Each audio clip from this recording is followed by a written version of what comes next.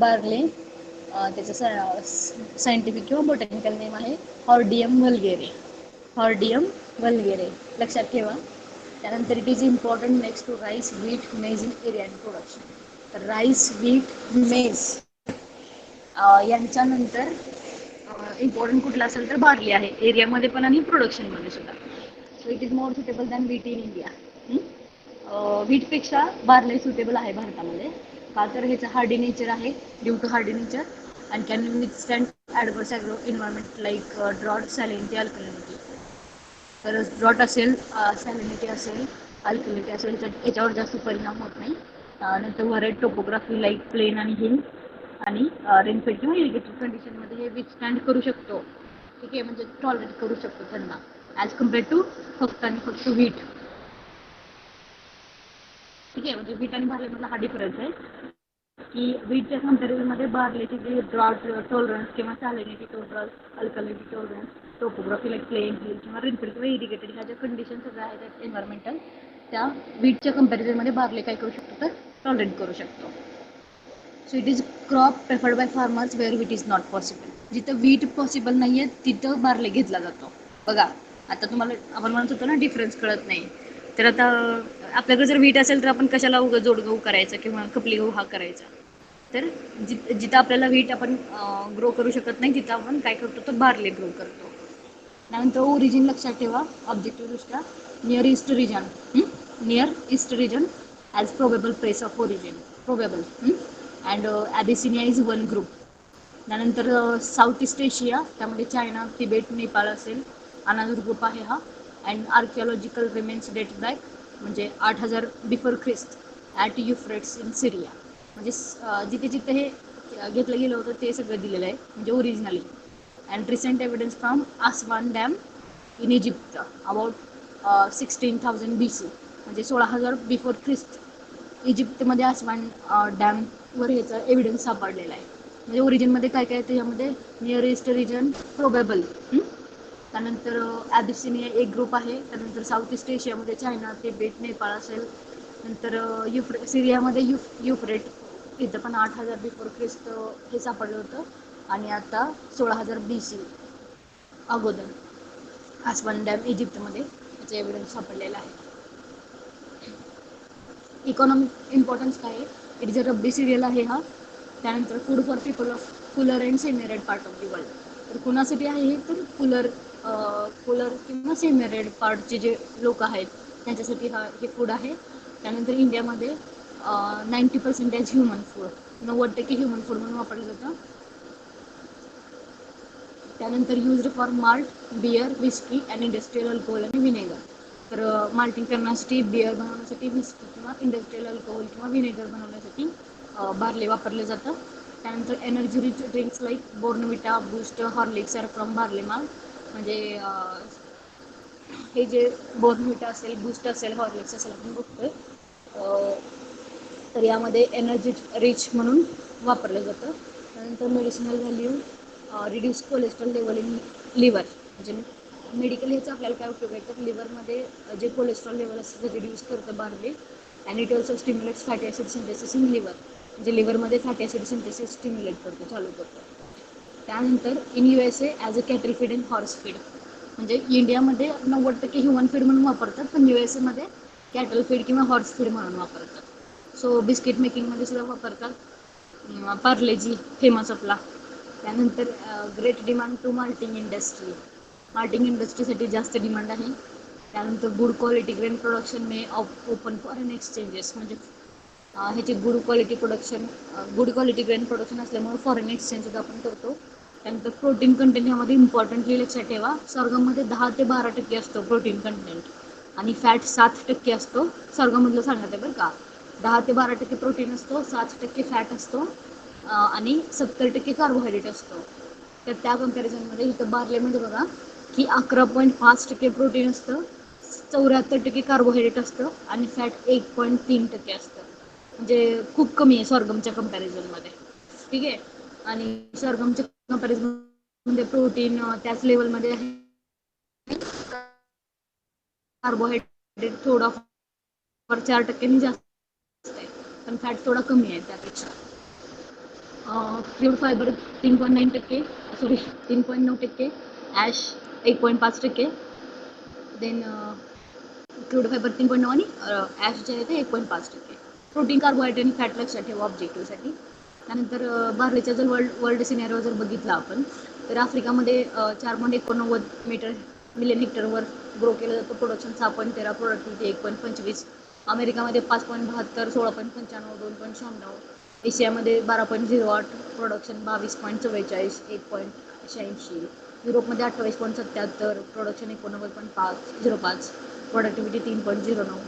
ओशियानामध्ये 4.05, 4.07, 1.01. इंडियामध्ये 0.70, 1.72, 1.74.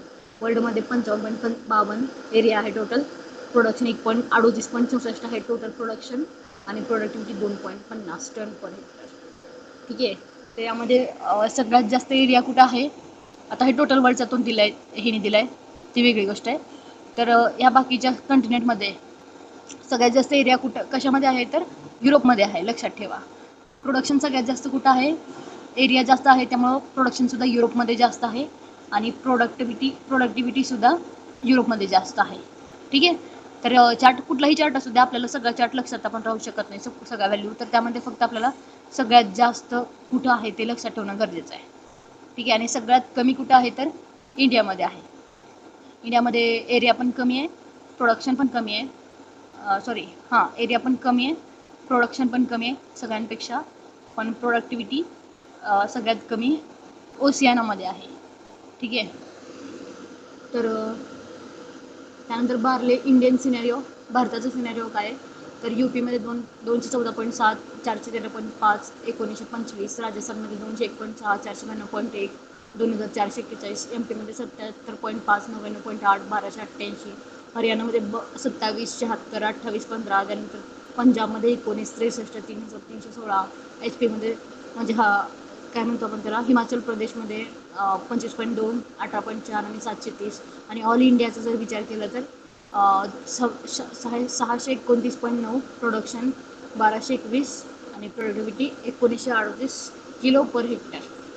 म्हणजे सगळ्यात जास्त एरिया कुठं आहे भारतामध्ये तर यूपीमध्ये आहे एरियामध्ये, आणि प्रोडक्शन सगळ्यात जास्त राजस्थानमध्ये आहे, आणि प्रोडक्टिव्हिटी सगळ्यात जास्त 33 म्हटल्यावर पंजाबमध्ये आहे. ठीक आहे. त्यांना जे क्लायमॅटिक रिक्वायरमेंट बघा, सिमिलर टू व्हीट म्हणलेलं आहे.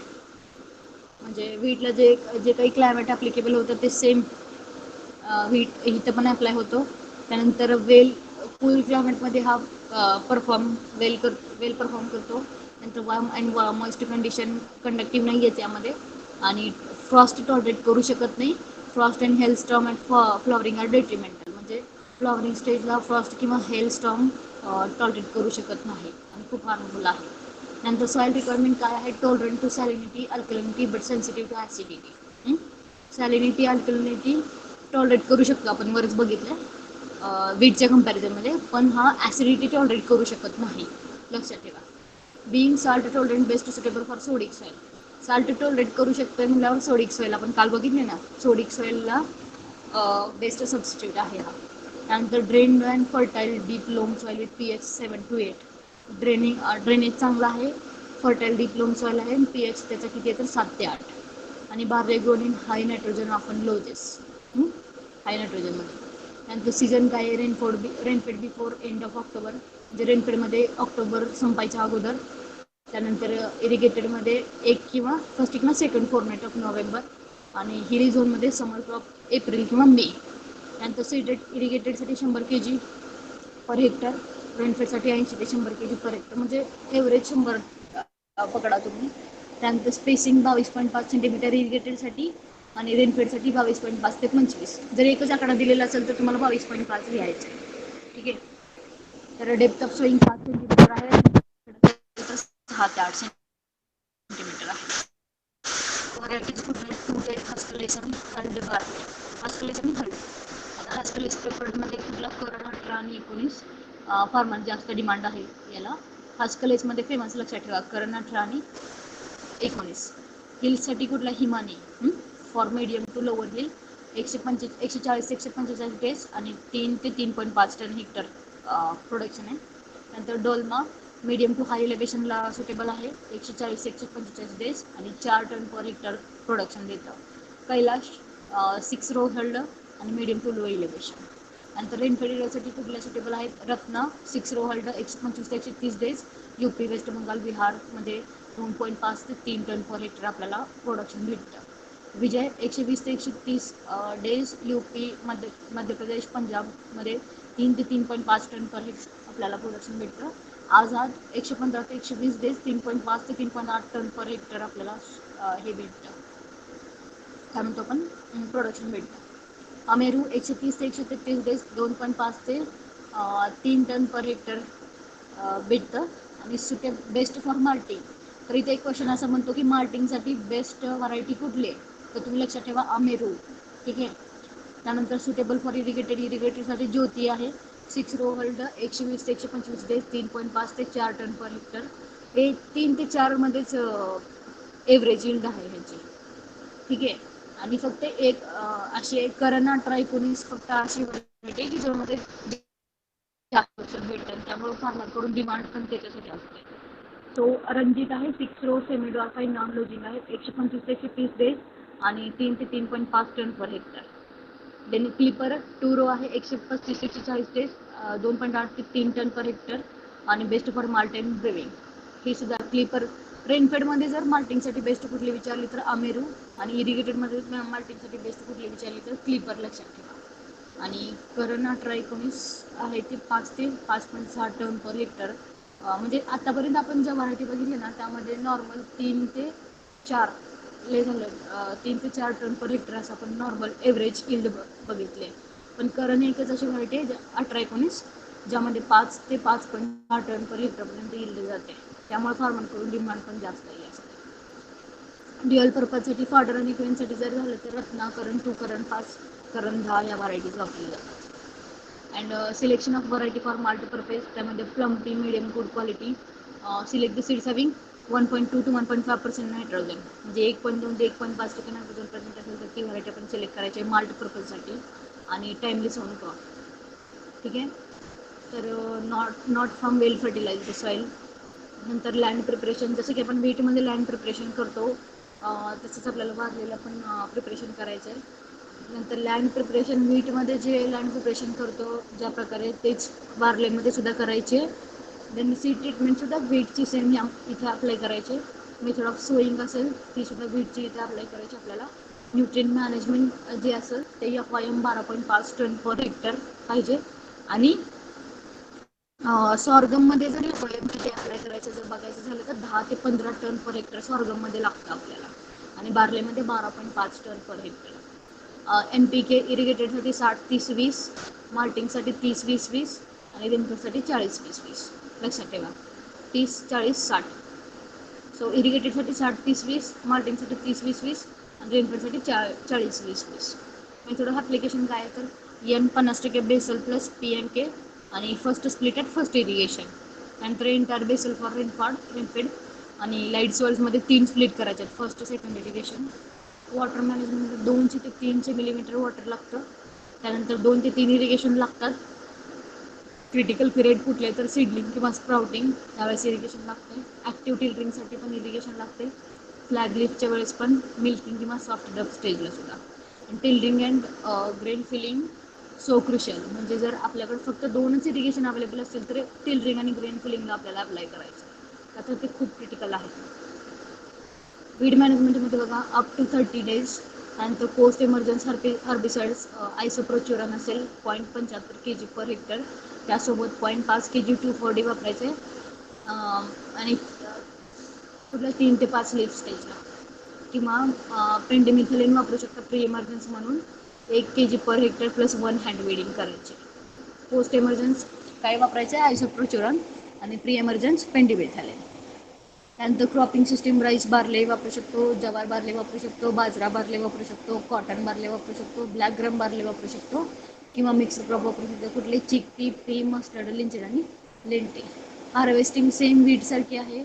स्टोरेज 10 ते 12% मॉइश्चर लेवलला स्टोरेज करावं लागतं. आणि इल्ड किती तर 3 ते 3.5 टन पर हेक्टर इल्ड भेटते. फक्त करंट 18-19 इल्ड आपल्याला 5 ते 5.6 टन पर हेक्टर भेटते. आणि स्टॉक किती भेटते तर आपल्याला 4 ते 5 टन पर हेक्टर भेटते. ठीक आहे. हे बघा बार्ली क्रॉप आहे. त्यानंतर काही क्वेश्चन आहेत इम्पॉर्टंट आहेत एक्झामच्या दृष्टीने. Central of origin of barley is Asia and Ethiopia. लक्षात ठेवा. तर origin of centre of origin of barley काय तर एशिया आणि इथिओपिया. त्यानंतर in India the highest producer of barley is UP. आता सांगितलं होतं मी चार्टमध्ये. हायेस्ट प्रोड्युसर कोण आहे तर यूपी आहे. The inflorescence of the barley. बार्लेच्या इन्फ्लोरन्सला काय म्हणतात तर स्पाईक म्हणतात. लक्षात ठेवा स्पाईक बार्लेच्याला. आणि most critical stage of irrigation in barley. सगळ्यात क्रिटिकल स्टेज कुठले टिलरिंग. आता बघितले आपण. त्यानंतर barley crop needs cold and dry climate. Cold climate cooler क्लायमेटमध्ये राहणाऱ्या पीपलसाठी हे इम्पॉर्टंट आहे फूड म्हणून. त्यानंतर photoperiodically barley is a type of plant long day. जसा की व्हीट लॉंग डे आहे तसाच बार्ले सुद्धा लॉंग डे आहे. लक्षात ठेवा. त्यानंतर depth of sowing of barley किती तर 3 ते 5 सेंटीमीटर आहे. ठीक आहे. त्यानंतर shoot of barley is called culm. Shoot of barley is called as culm. नंतर लीफ ऑफ बार्लेला सेसाईल म्हणतात. इन्फ्लोरन्सला स्पाईक म्हणतात, शूटला कल्म म्हणतात आणि लीफला सेसाईल म्हणतात. नंतर साल्ट टोलरंट व्हरायटी ऑफ बार्ले कुठली आहे तर अंबेर. आला होता क्वेश्चन टेस्ट त्याला. त्यानंतर मार्टिंगसाठी सुटेबल व्हरायटी कुठली आहे तर RD 137. ठीक आहे. जर रेनफेडमध्ये जर मार्टिंग करायचं असेल तर रेनफेड व्हरायटी कुठली असेल तर अमेरू. आणि इरिगेटेड असेल तर सिप्पर का सिब्बर अशी व्हरायटी आहे. ठीक आहे. So this is all about barley.